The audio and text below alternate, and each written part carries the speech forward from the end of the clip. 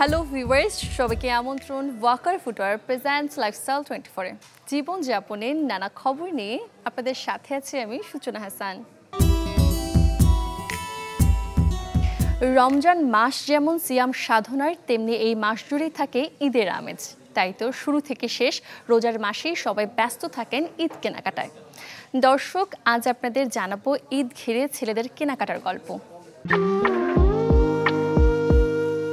ঈদকে সামনে রেখে জমে উঠেছে রাজধানীর শপিং মলের বিকিনি, আর ফ্যাশন সচেতন পুরুষেরাও উৎসবের আমেজে নিজেকে মেলে ধরতে সারছেন ঈদের কেনাকাটা।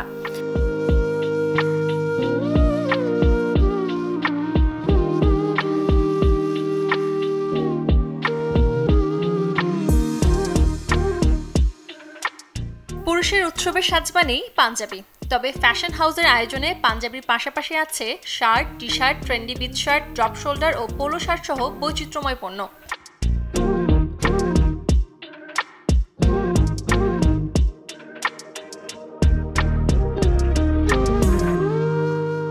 তবে এবছর পুরুষদের পছন্দের তালিকায় আছে জিপার ও ড্রপ শোল্ডার পাঞ্জাবি এবং ব্যাগি ও কার্গো ডেনিম। প্রথম প্রকাশটা হয় আমাদের পাঞ্জাবিতেই। টি শার্ট আছে, পোলো টি শার্ট আছে, তারপর আমাদের ডেনিম প্যান্ট আছে, শার্ট আছে। ডেনিমের হচ্ছে আমাদের স্ট্রেট কাট, 6 পকেট, 8 পকেটের ডেনিমের ব্যাগি ফিট ডেনিম প্যান্ট আছে।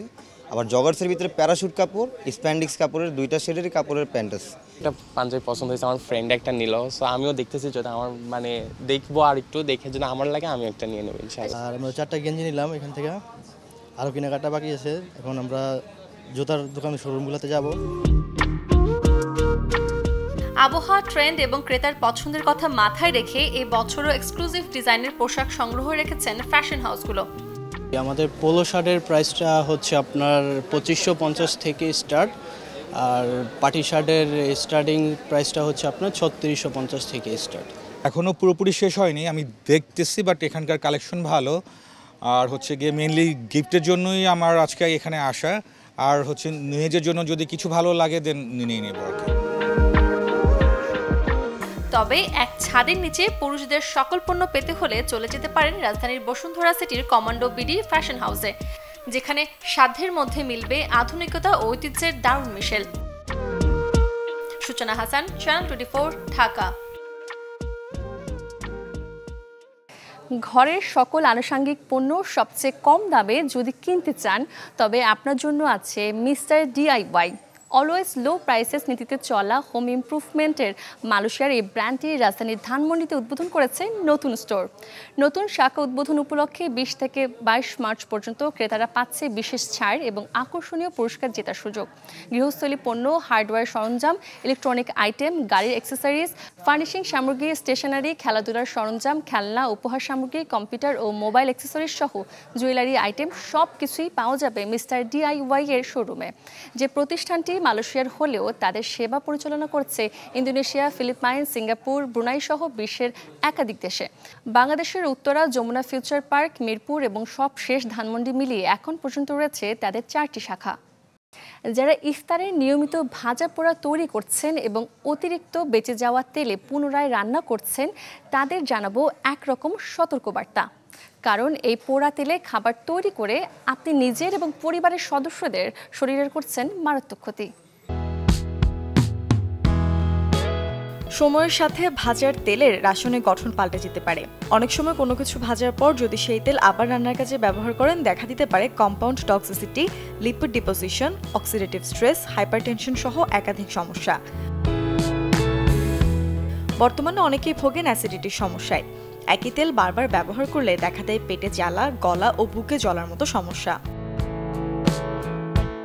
যখন রান্নার কোনো কাজে একই তেল বারবার ব্যবহার করেন, তখন ট্রান্স ফ্যাটি অ্যাসিড অনেকটাই বেড়ে যায়। কারণ অতিরিক্ত তাপমাত্রায় গরম করা হলে স্নেহজাতীয় কিছু পদার্থ ট্রান্স ফ্যাটে রূপান্তরিত হয়।